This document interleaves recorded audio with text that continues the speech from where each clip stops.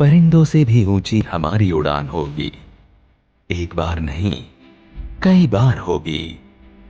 चल रहा होगा जमाने में जब हारने का दौर, जीत हमारी उसी दौरान होगी।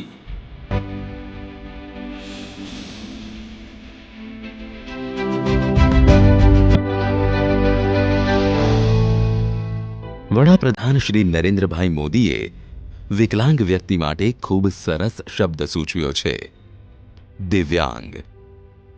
એક દિવ્યાંગ એ એટલા માત્રથી ને એટલો સંતોષ થતો હોય છે કે હું એકલો નથી, મારો આખો દેશ મારી પડખે ઊભો છે. આ લોકો માટે આપણા હૈયે અનુકંપા શા માટે? એ અનુકંપાના નહીં, અવસરના હકદાર છે. આ દિવ્યાંગજનોને યોગ્ય અવસર મળે તો એમની ઉડાન ગરુડથી પણ ઊંચી છે. આવા અનેક સંઘર્ષના સૂર્યના ચળકાટથી સમાજ ઝળહળી રહ્યો છે. દિવ્યાંગોના સર્વાંગી વિકાસ માટે સમાજ સુરક્ષા ખાતું તથા ગુજરાત રાજ્ય વિકલાંગ નાણાં અને વિકાસ નિગમ, સામાજિક ન્યાય અને અધિકારિતા વિભાગ, ગુજરાત સરકાર તથા ભારતીય ઉદ્યમિતા વિકાસ સંસ્થાન અમદાવાદ વચ્ચે 2019માં એક સમજૂતી કરાર કરવામાં આવ્યો, જે અંતર્ગત સંસ્થાના ગાંધીનગર કેમ્પસ ખાતે દિવ્યાંગ જન સશક્તિકરણ કેન્દ્રની રચના કરવામાં આવી છે.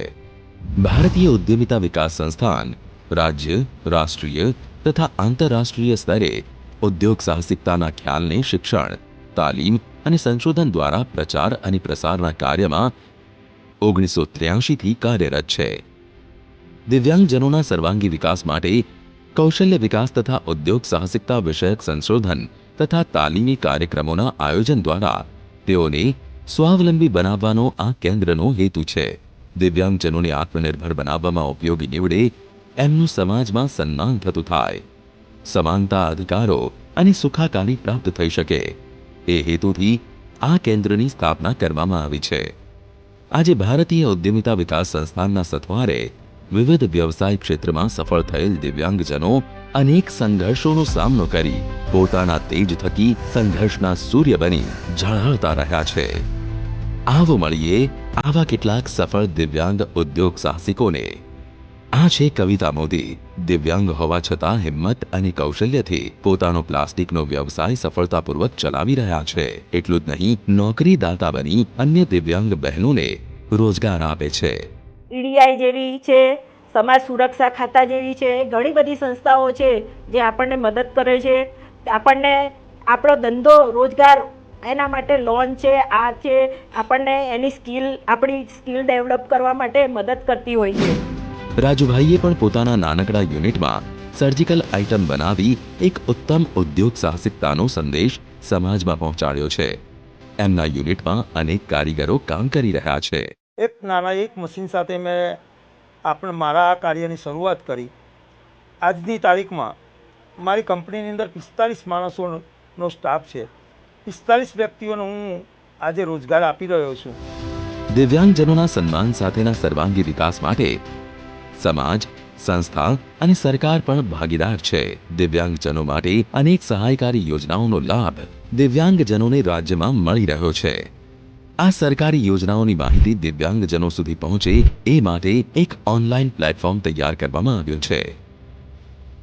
વિકલાંગ વ્યક્તિઓ માટે સાધન સહાય યોજના, વિકલાંગ વિદ્યાર્થીઓને શિષ્યવૃત્તિ આપવાની યોજના, વિકલાંગ વ્યક્તિઓ માટે આર્થિક સહાયની યોજના, દિવ્યાંગો માટે ઇલેક્ટ્રિક સ્કૂટર ખરીદવાની સહાય યોજના. દિવ્યાંગજનોના સશક્તિકરણ અર્થે આવકનો નિયમિત સ્ત્રોત ઊભો કરવો, જીવન જીવવા જરૂરિયાત સુનિશ્ચિત કરવા, કેન્દ્ર દ્વારા લાંબા કે ટૂંકા ગાળાના તાલીમ કાર્યક્રમોનું આયોજન અવારનવાર કરવામાં આવે છે. રાજવી ગોસાલિયા આવી એક ઉદ્યોગ સાહસિક છે. મગજના પક્ષઘાતથી પીડિત પણ હકારાત્મક વિચારો અને તેજ દિમાગ ધરાવતી રાજવીએ શરૂઆત હર્બલ પ્રોડક્ટથી કરી હતી.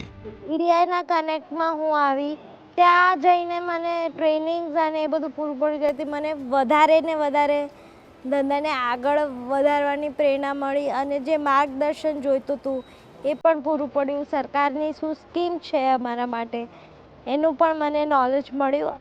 હૈયામાં હામ હોય અને બાવડામાં બળ હોય તો પગની કોઈ પંગુતા પ્રગતિને અવરોધી શકતી નથી.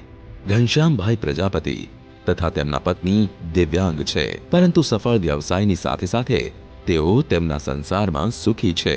આપણા વડાપ્રધાન શ્રી નરેન્દ્રભાઈ મોદીએ આપણને એક સરસ શબ્દ આપેલો છે, દિવ્યાંગ. અને દિવ્યાંગ એટલે દરેક ઉર્જાથી ભરેલો, દરેક કરતાં કંઈક અલગ. દરેકમાં હોય છે કંઈક અને કંઈક વિશેષતાઓ, પરંતુ દિવ્યાંગોમાં કંઈક અલગ જ હોય છે. જિજ્ઞેશભાઈને લાગ્યું કે કેવળ પગ હોય તો જ પ્રવાસ કરી શકાય એવું નથી. માણસમાં સાહસ હોય તો સફળતા એના કદમ ચૂમશે.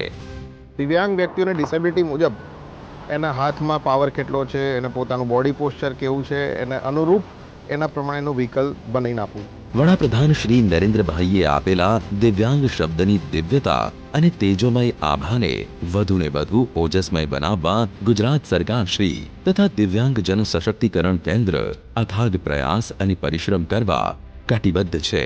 રાજ્યના તમામ દિવ્યાંગ ભાઈ બહેનોને આ દિવ્યાંગ જન સશક્તિકરણ કેન્દ્રના આત્મનિર્ભર બનવાના કાર્યક્રમોનો લાભ મળી શકે તે માટે ભારતીય ઉદ્યમિતા વિકાસ સંસ્થાન સતત પ્રયત્નશીલ છે અને રહેશે.